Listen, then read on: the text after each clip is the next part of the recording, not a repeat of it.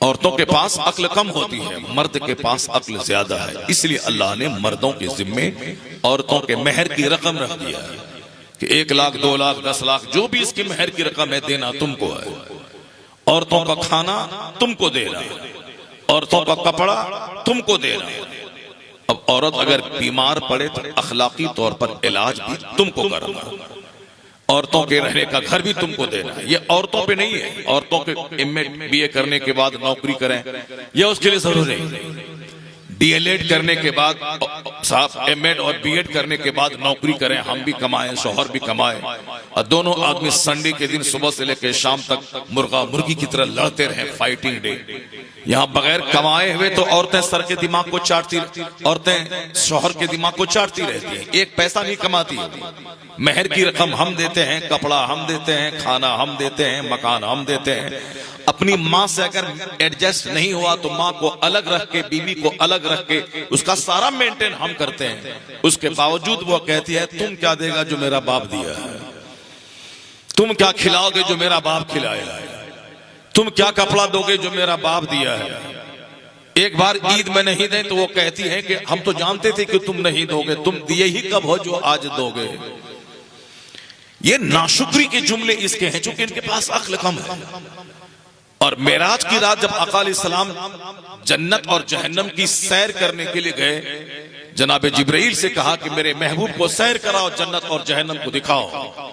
जब हुजूर जहन्नम के दरवाजे पर पहुंचे तो आका का स्टेटमेंट है कुम तो अला बाबिना, मैं जहन्नम के दरवाजे पे खड़ा हुआ, फराई तो अक्सर अहलिहा निसा, मैंने अक्सर जहन्नम में औरतों को देखा।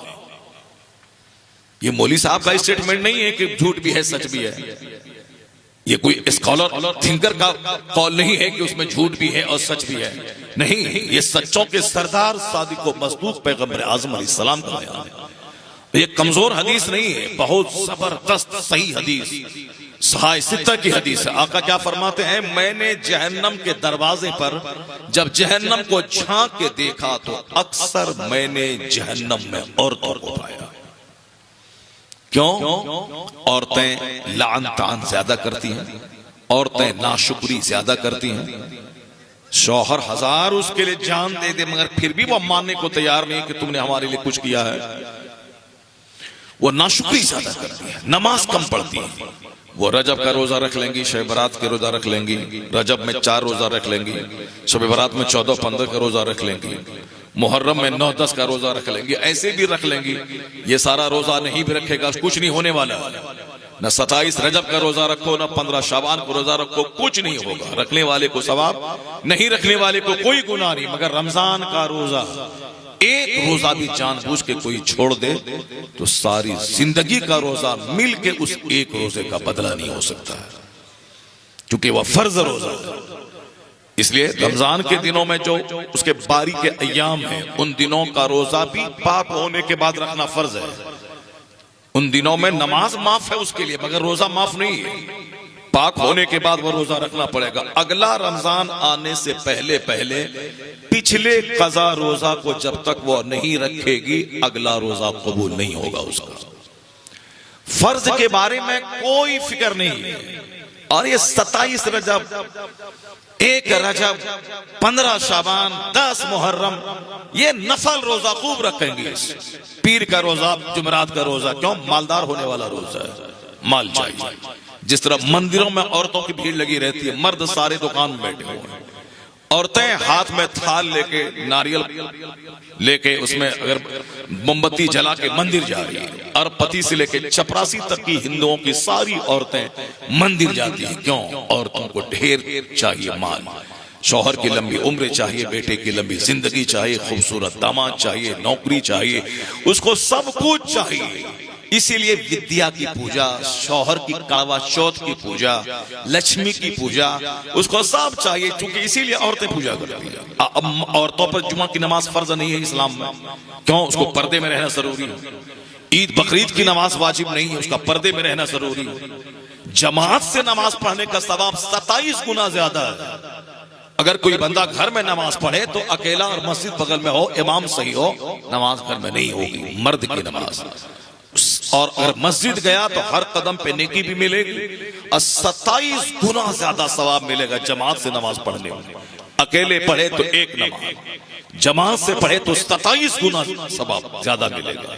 लेकिन औरत जमात मकरूह है, वो अपने घर में पढ़े, तन्हाई में पढ़े, घर के कोने में पढ़े। जो सवाब मर्द को 1 किलोमीटर दूर मस्जिद जाके जमात से पढ़ने में मिलेगा, वही सवाब औरत को अपने घर में तन्हा पढ़ने में मिल जाएगा।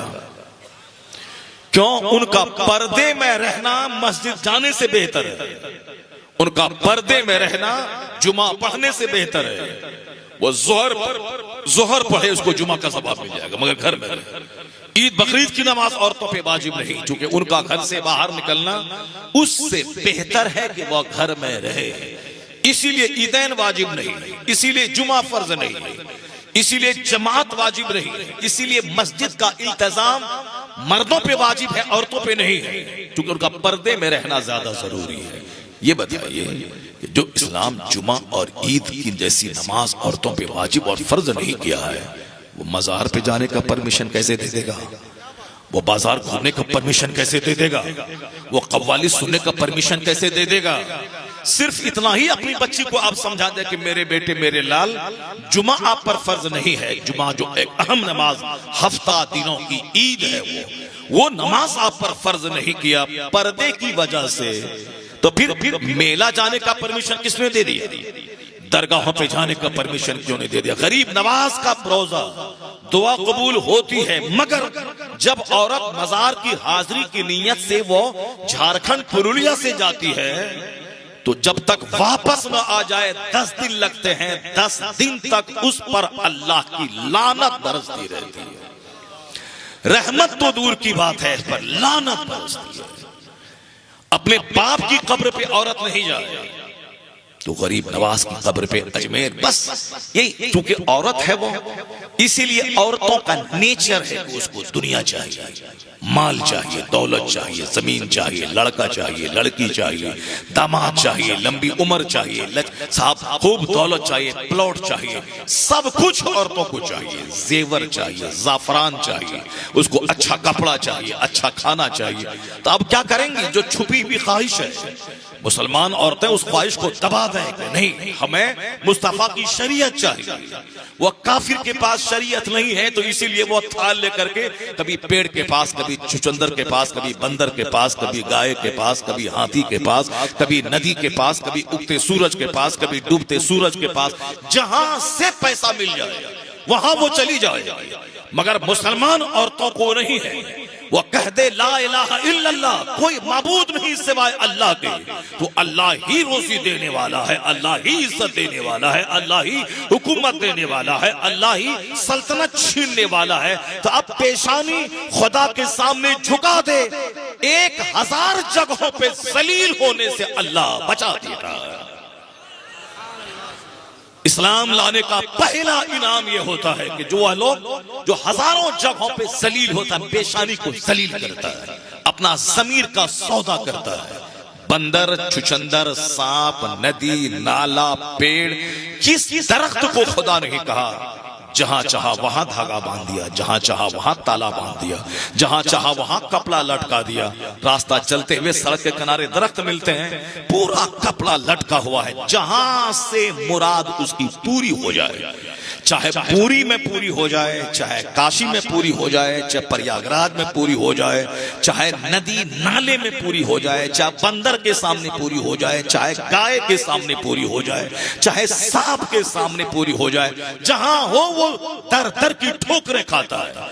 यह कुफ्र को पनिशमेंट है कि एक खुदा को नहीं मानेगा तो हजारों लाखों चीजों को खुदा कहना पड़ेगा और उसके सामने जलील होना पड़ेगा। और इस्लाम लाने का पहला इनाम है कि कौन एक खुदा हमारा एक है, मोहम्मद मुस्तफा हमारे पैगंबर है। इसका इनाम यही कि एक को सजदा कर पूरी मखलूक को सजदा करने से बच जाएगा।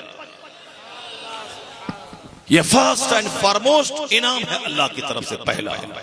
अल्लाह उनके सीने में सेटिस्फेक्शन देता है, तसल्ली देता है। तो मुसलमान औरतें काफिर औरतों की तरह नाचती नहीं फिरें, कभी यहाँ कभी वहां, कभी गुहाल में, कभी बैंगन लेकर, कभी पंडित जी के सामने, कभी मंदिर में, कभी ओझा के सामने, कभी साहब मुशरिक के सामने मारी मारी नहीं फिरे। सैयदा फातिमा की कनीज बने, जब बेटा बीमार हो रोजे की मिन्नत मांग ले, जब शौहर बाहर से आने वाला हो सही सालिम आ जाए 100 रकअत नमाज नफल की मिन्नत मांग ले।